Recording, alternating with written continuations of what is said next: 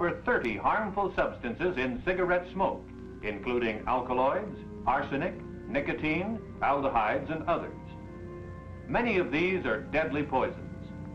Of special significance is benzopyrene, which is one of the known cancer-producing agents. As the tobacco burns, it reaches temperatures as high as 1600 degrees Fahrenheit, and this process causes physical and chemical changes in the nicotine, tars, and other substances. Most of these products are gaseous at high temperatures, and they become part of the smoke that is carried into the respiratory passages and absorbed through the mucous membrane and the tissues.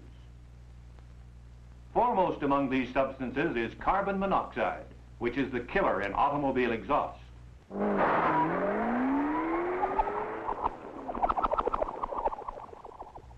In order to illustrate the harmful effects of even small amounts of carbon monoxide upon the body, let's take a look at the breathing cycle. When you breathe clean air, oxygen enters the lungs, where it finds its way to the red corpuscles of the bloodstream. The heart then pumps the blood to the body cells, which in turn utilize the oxygen. As you smoke, carbon monoxide, the poisonous gas we have mentioned, is attracted to the red corpuscles just as the oxygen was, only more strongly. These carbon monoxide molecules take over some of the red blood corpuscles, decreasing the capacity of the blood to carry oxygen to the tissues. In other words, they prevent the oxygen from reaching the red blood cells, thereby reducing the oxygen transportation by 5 to 15%. This is one of the reasons why the smoker cannot run as fast or as far as he could if he didn't smoke.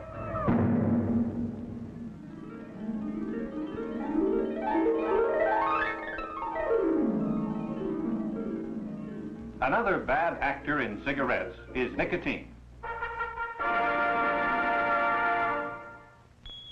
Nicotine is an alkaloid and works upon the nerve centers of the brain that regulate the heartbeat and breathing. In addition, nicotine causes the small blood vessels to get smaller or constrict.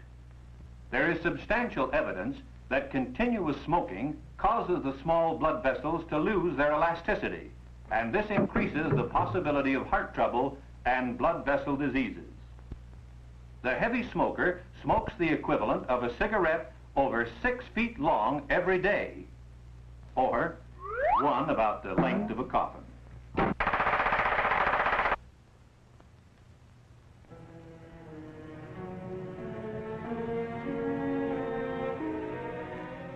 But among the real threats in smoking are the killers known as the carcinogens, the cancer-producing agents found in the tars condensed out of the tobacco smoke and deposited into the bronchial tubes leading to the lungs. And with a person's constant smoking day after day, the carcinogens build up a mighty force. From the bronchial tubes, the carcinogens move into the air tubes of the lungs, where they begin to antagonize systematically the cells of the air tubes.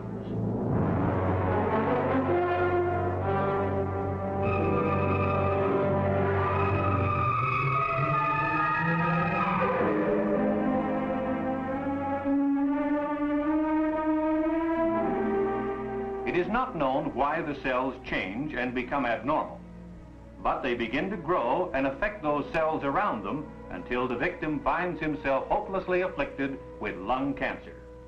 A non-smoker has about 1 chance in 270 of developing this disease, while a man who continues to smoke 2 packs a day has only about 1 chance in 10. And 95% of those afflicted will eventually die from the cancer.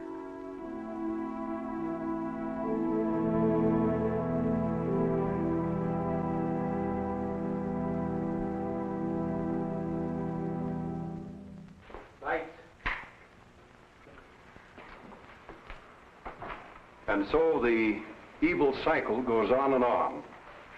Our cigarette's gone now. Let's see what we've gathered from it. Keep in mind what was said about nicotine. It's a poison, deadly poison. It ranks with cyanide. Now, this residue is made up of nicotine and tars, a portion of which gets into your lungs every time you smoke a cigarette.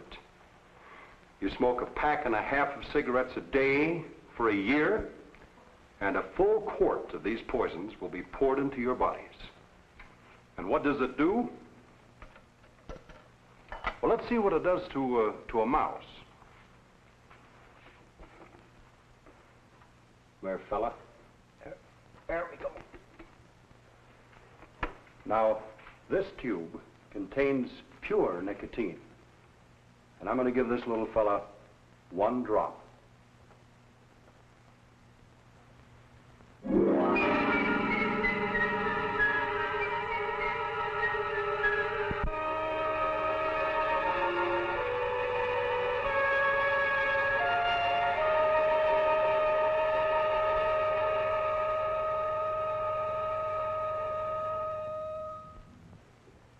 Fortunately, man is many times larger than a mouse, for that amount of nicotine would kill him just like it kills the mouse.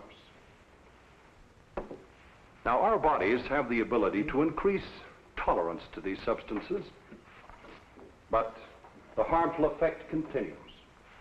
By habitual smoking and by the constant dousing of the respiratory passages with these poisons, the body doesn't have much of a chance to function properly. For instance, we know that heart action is definitely impaired, and this increases the danger of heart disease. Through smoking, stomach ulcers are aggravated, healing is delayed, and the ulcers may become malignant. Current research indicates that many other organs and tissues of the body are adversely affected by the use of tobacco. And of course, you've just seen what an important part smoking plays in the causing of lung cancer. Yes?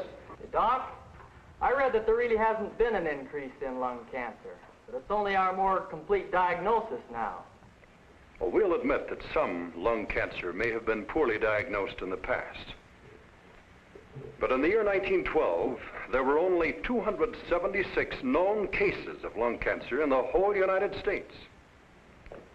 Today, it kills more than 35,000 Americans every year.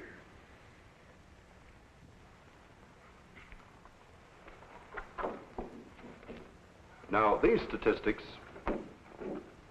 show the interesting parallel between the increase in tobacco consumption and the increase in lung cancer. Notice the similarity in the two. It's interesting to note that lung cancer used to be a man's disease. But now, with women smoking heavily, their death rate from this affliction is rapidly approaching that of men. What about filters? They're supposed to prevent most of the tar nicotine from reaching you, aren't they?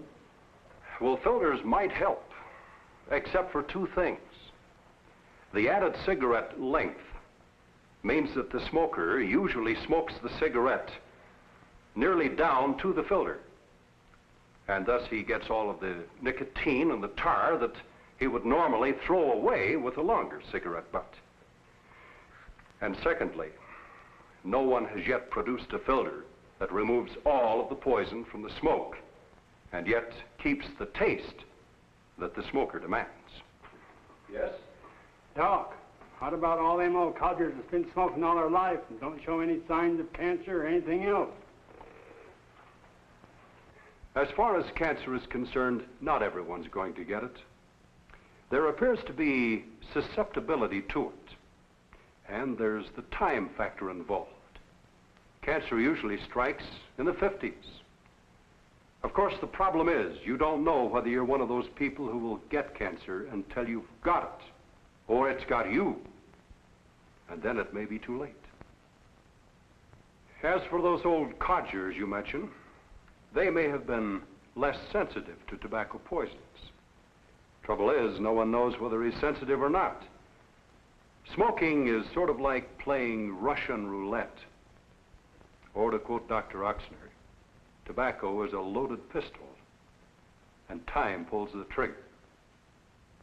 Now, men, the American Cancer Society recently made a study based upon the smoking habits of 188,000 American men, and concluded that smokers of 2 or more packs of cigarettes per day have a death rate 123% higher than non-smokers.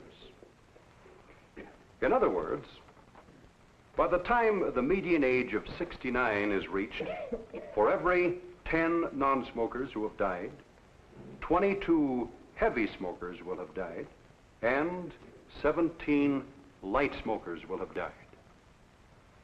Now this means the average heavy smoker, 2 packs a day, will die around the age of 58 years, while the average non-smoker will last until he's 69.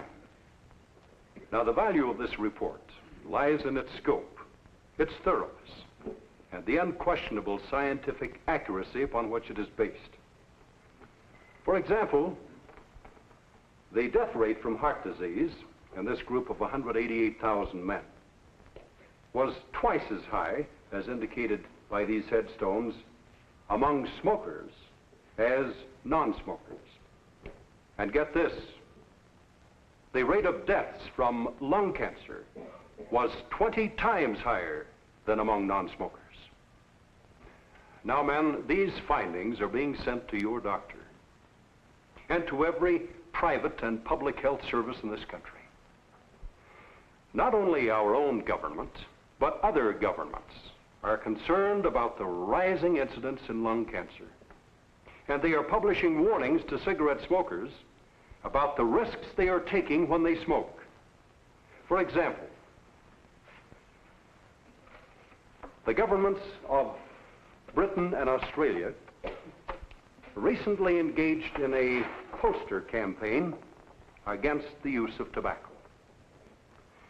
And in Holland, Sweden, and Austria, the governments and the local school authorities are actively advising their young people not to take up smoking.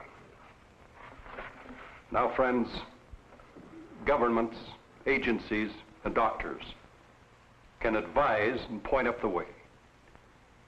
But after all, what you do with your own life is up to you. Now, you have the facts. So start to think for yourselves. Get smart. Tobacco is a false need.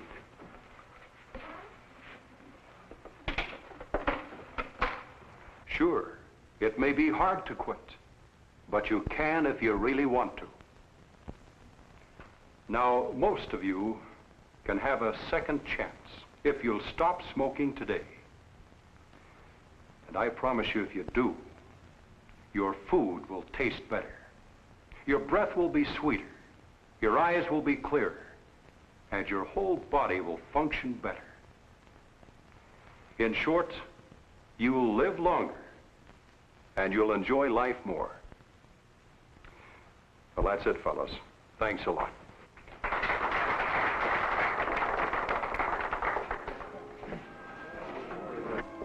Say, Doc, can I talk to you a minute? Why, sure, Nick. What's on your mind? I want you to know that I sure enjoyed, I can't say I really enjoyed it, but everything you said is true, and I'm quitting. You can take these cigarettes and use them to kill mice or something. I'm finished. Nick, do you really mean this? Yes, sir. No kidding, Doc. You really have convinced me. Well, Nick, that's wonderful. That's a very intelligent decision. And now, how about you? Don't forget, tobacco is a loaded pistol, and time pulls the trigger.